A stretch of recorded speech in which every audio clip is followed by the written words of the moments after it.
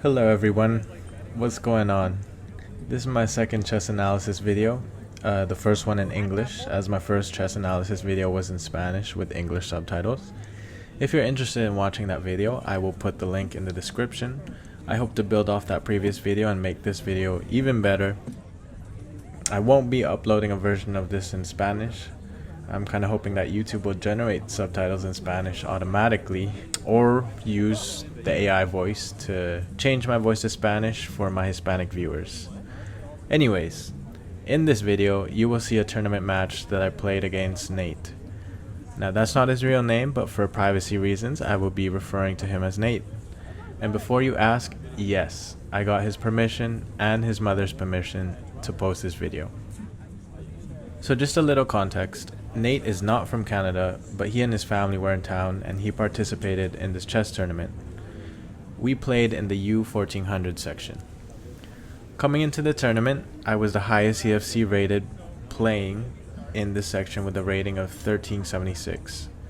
The rest of the players were either lower rated or unrated, and I knew that I had to be careful with the unrated players as they were likely Smurfs. Now Nate was unrated on paper.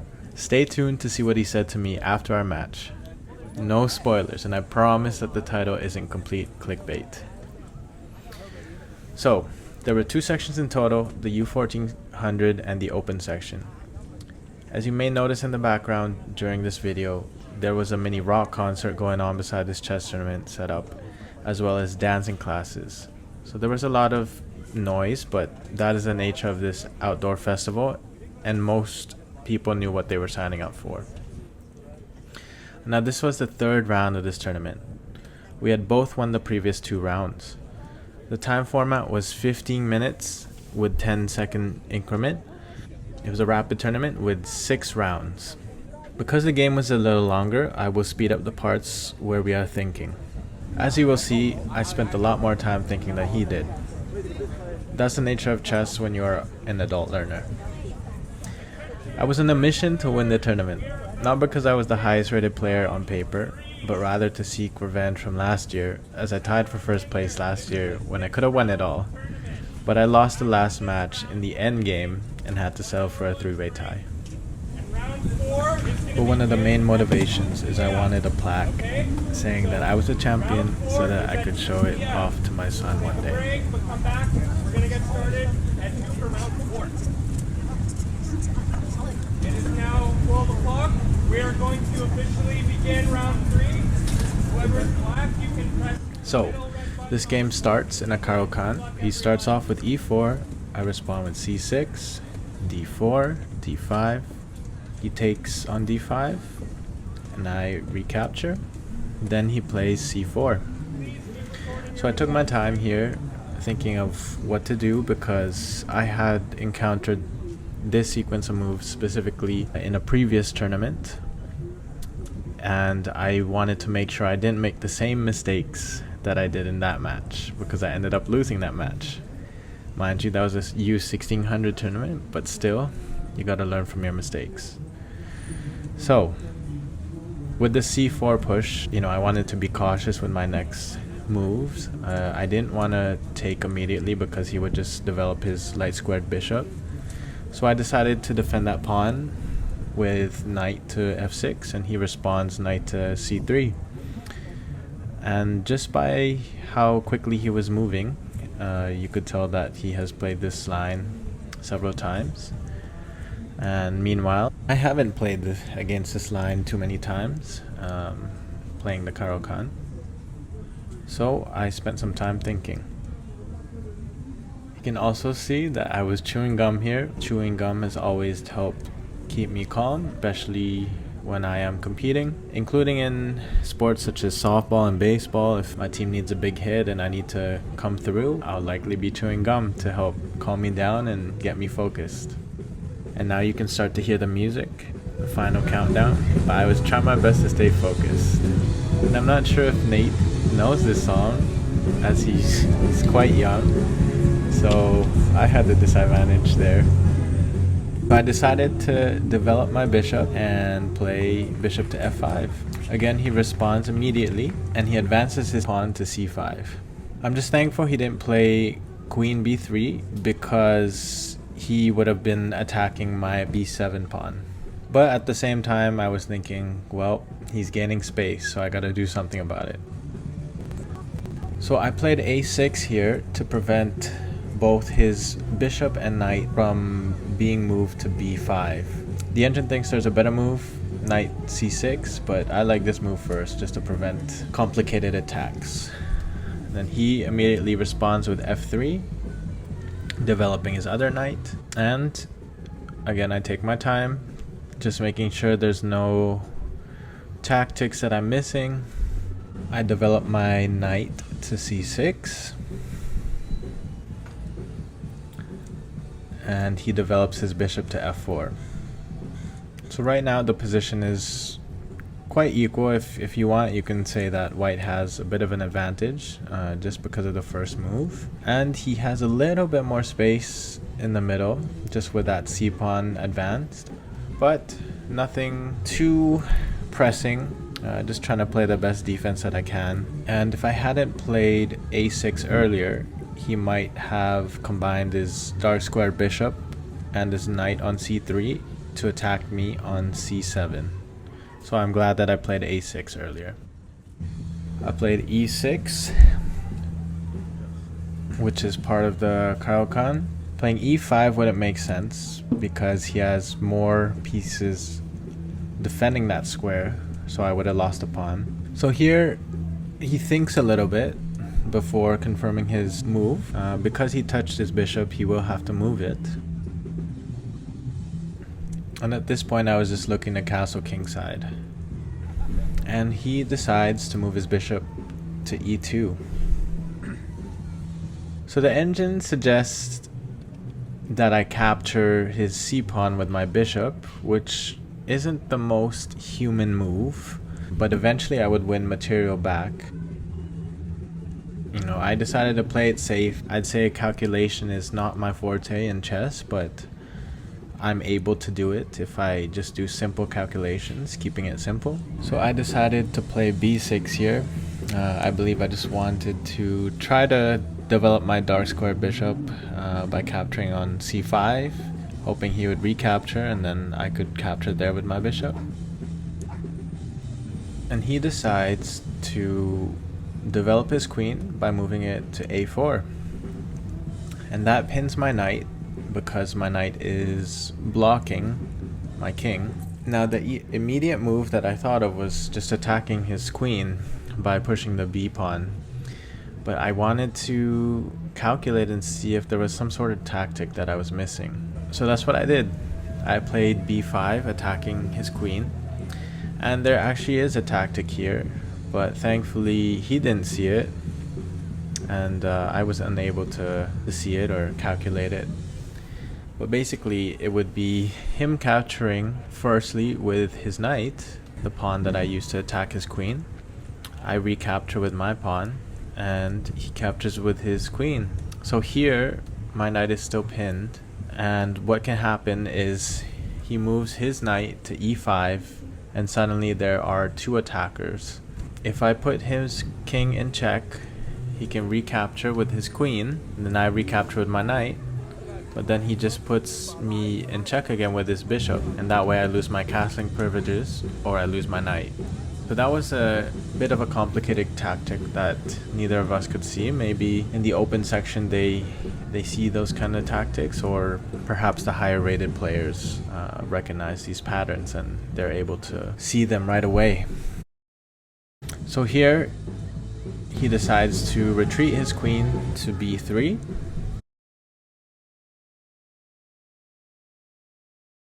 I was thinking about moving my rook to b8 just because his queen is behind in that same column. But then I realized, oops, he has his dark square bishop pointing right at that square. So I'm thankful that I did not touch my rook. I just hovered my hand over it. I did use quite a bit of time on this move. As you can see, I have less than 7 minutes already and he has over 13 minutes. I opt with the basic simple move of bishop to e7 just to prepare to castle.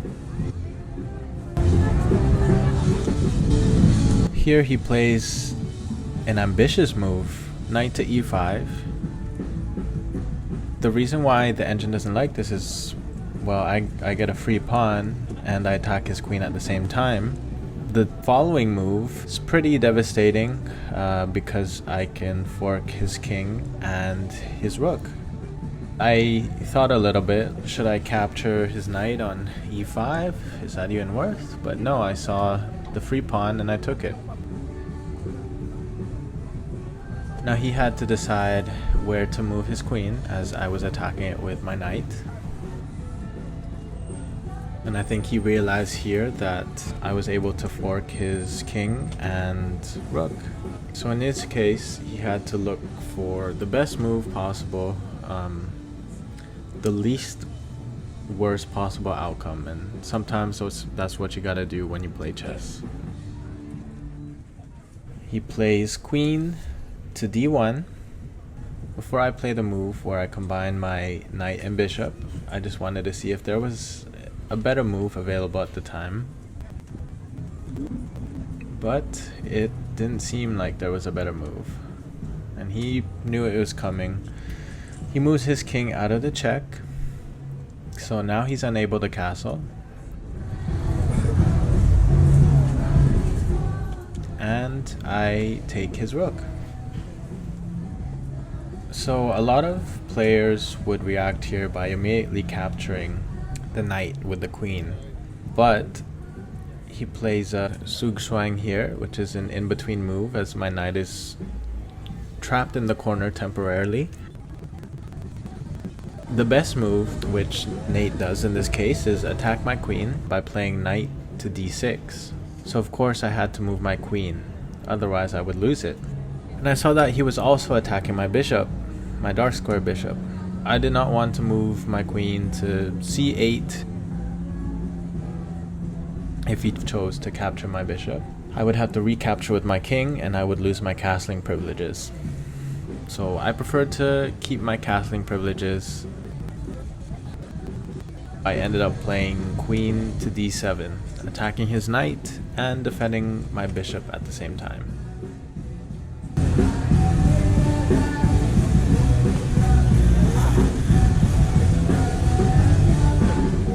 The song in the background, Say It Ain't So, is one of my favorite rock band songs of all time, so I was trying my best to stay focused. I always love belching this song when I'm playing rock band with my friends and family. He decides to capture my bishop on e7.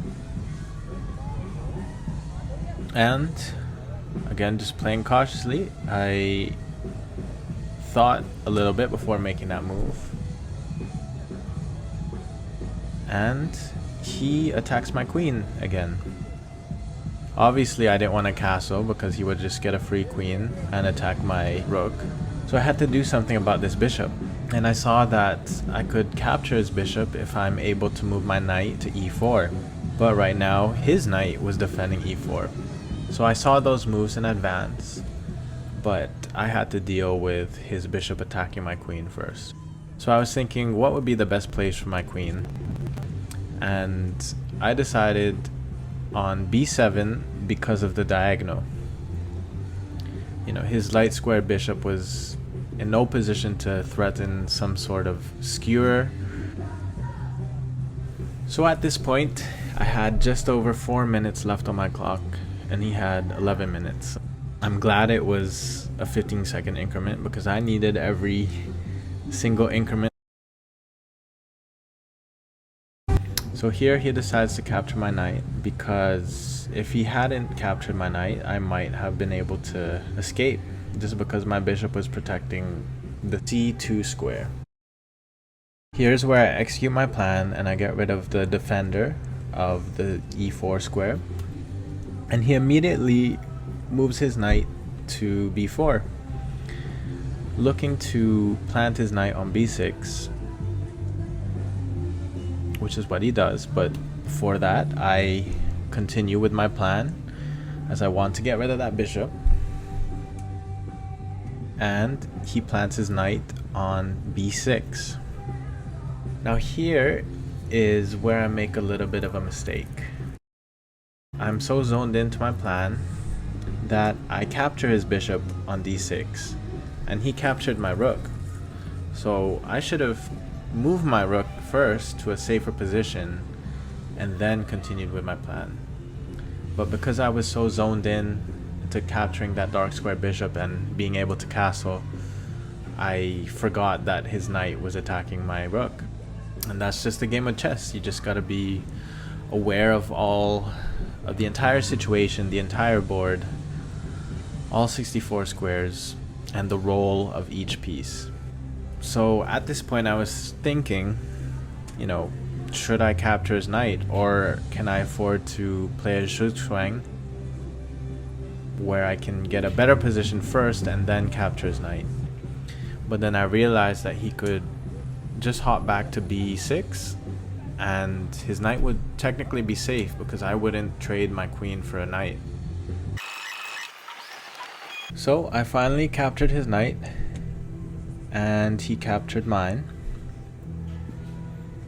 I have just about 2 minutes left on my clock and he has 11 minutes.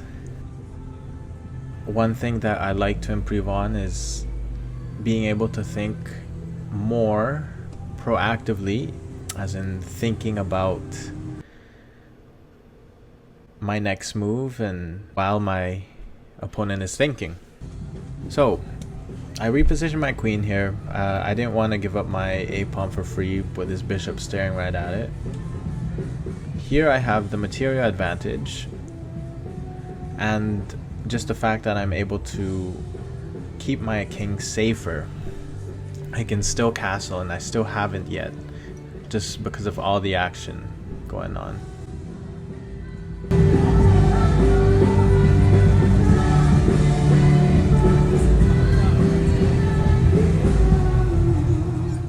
He played a3, and in my mind I was thinking that as soon as he moves his b-pawn, there's a discovered attack on my g-pawn, so I needed to castle at some point.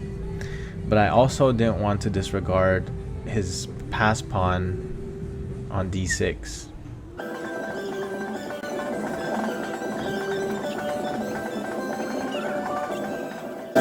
So I decided to capture on a3, and I was aware of the discovered attack if he were to recapture with his pawn, which is what he does. And that is why I castle right away to prevent him from taking my g-pawn. So with just over a minute and a half on my clock, I knew I had to play fast. I did not want to lose on time, and I knew that I was winning material-wise and just with the safety of my king.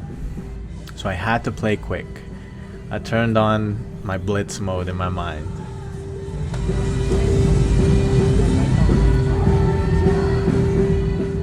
And here I would say I was really thinking during his turns.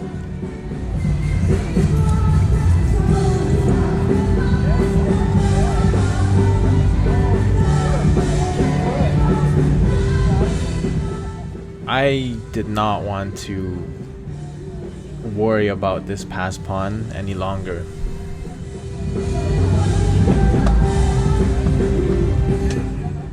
So I played d8 just to prevent it from promoting to a queen, even though I could have captured his promoted pawn quite easily. And he plays queen to b2. I decide to capture that pawn with my queen, which left my a-pawn unprotected, and he captures with his bishop my a-pawn. I didn't want to capture with my rook because I didn't want some sort of check, and even though my queen and rook were protecting each other, I didn't want to risk anything. I didn't want to risk a back rank checkmate. So here I attack his bishop by playing queen to a7. He retreats his bishop. I play rook to b8, attacking his queen. So here he has to retreat his queen, and at the same time he doesn't want to leave his a-pawn unprotected. He moves his queen to c3, and I give him a check with my rook. He covers the check with his bishop. So now I'm thinking, okay, there's gotta be some sort of tactics here with his bishop being pinned, protecting his king. But at the same time, I wanted to be careful. So what I did was put him in check with my queen. Not the best move, but I didn't have much time. He moved his king to e1, and now he's beside his pinned bishop. So I couldn't quite capture that bishop yet. So even though I have just about a minute left on my clock, I could tell that he was feeling pressure too. Of course, I didn't want to lose on time. I wanted to keep the pressure up on his side. Chess is a very psychological game. Here he attacks my bishop. He plays g4. And I quickly realized, well, his bishop is still pinned. So technically this is a free pawn. So I capture his pawn with my bishop. And again, he's trying to relieve some pressure. This time, he advances his f-pawn, and I'm unable to capture, because if I capture with my bishop, I lose my bishop because his queen is defending that f-pawn. I had to think fast and decide what to do next. You know, do I protect that bishop or do I keep pressuring him? So what I do is I keep pressuring him. I attack that pinned bishop. You know, now there's two pieces attacking that bishop. My queen and my rook. He has over 9 minutes on his clock and I have less than a minute. So I had to really be fast with my moves. He moved his queen to d3. So now he's attacking the rook on b1. And he's also defending his bishop. Again, quickly thinking, less than 30 seconds left on my clock. I just put him in check. I just had to make a move to get more time with the 15-second increments. So I take a deep breath, chew my gum, remain calm, and think of all the possibilities that could happen, all the possible moves that he could make and how I would respond to them. I was up 2 pawns, so I wasn't up huge on material. So I didn't exactly want to trade queens. Here he moves his king to e2, and I immediately put him into check once again, trying not to use any time on my clock, because time is so valuable in chess. My bishop is still being attacked by his f-pawn. He blocks the check with his bishop, and I immediately respond by putting his queen and his bishop on a skewer. Now, my bishop is no longer under attack. I'm attacking 2 pieces at once, and he has to decide what's the best way to react to this.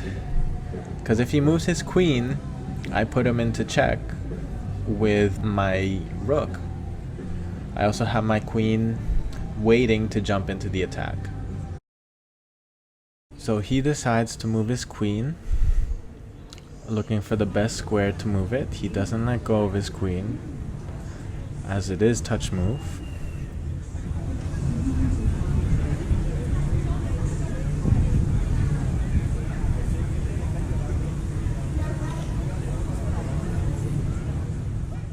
And he decides to move his queen to d1, and I immediately respond by taking his bishop with my rook, putting him into check.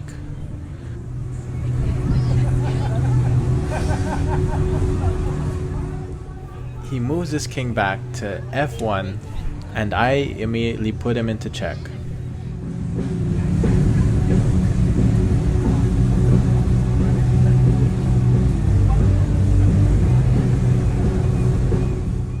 With over 6 minutes left on his clock, as he looks at the clock, he resigns.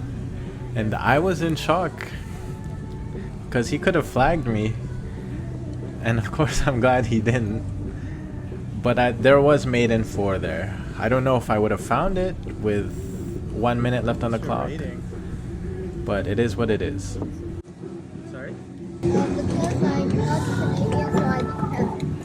Yes. Do you have a rating where you're from?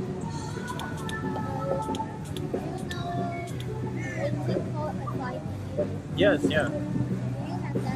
I don't know.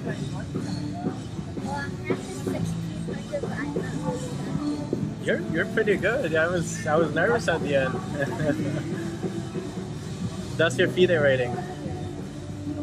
You play very well. Whew. Thank you, thank you. That was a tough game. I have my heart's beating fast. Thank you for the game. Good luck the rest of the tournament.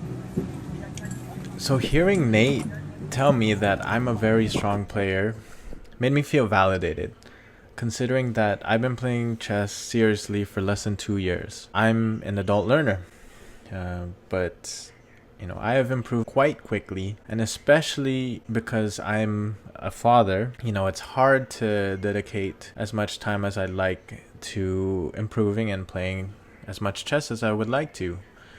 But basically, chess has become my substitute for video games and social media, and it's really benefited me in my life. Going forward, I look to continue participating in tournaments, perhaps trying a classical tournament in the future.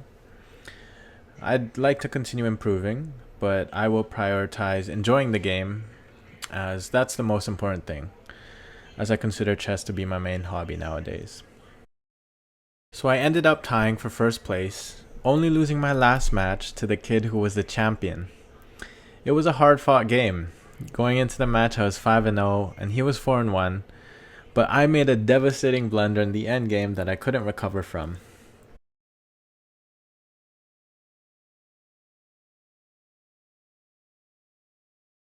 So there was a tie for first place between Michael Cruz and William Tong. I would upload that match to my channel also for learning purposes, but I unfortunately didn't get his permission, nor his parents. I felt a bit disappointed after that game, as I had tied for first place yet again after choking in the last game in the end game. But that's chess for you. Chess can bring you so much delight, and it can also bring so much stress and disappointment. But at the same time, it teaches you discipline, and there are just so many life lessons that you can learn from playing chess. So during and after the tournament, I ended up speaking to the parents of the children that I had faced. I asked them how they got their children into chess and explained to them that I have a son who I would like for him to play chess when he's a bit older. They gave me great advice, and it made me feel better overall. And I told them that, I think that their children have a bright future in chess or whatever they choose to do. Honestly, this was a great experience, and I got to play some really strong players. Perhaps next year I'll be playing in the open section, but until then, I'm just going to continue playing and enjoying the game and the lessons that this wonderful game can teach you. Thank you for watching this video if you made it up to this point, and I will catch you in the next one. Peace.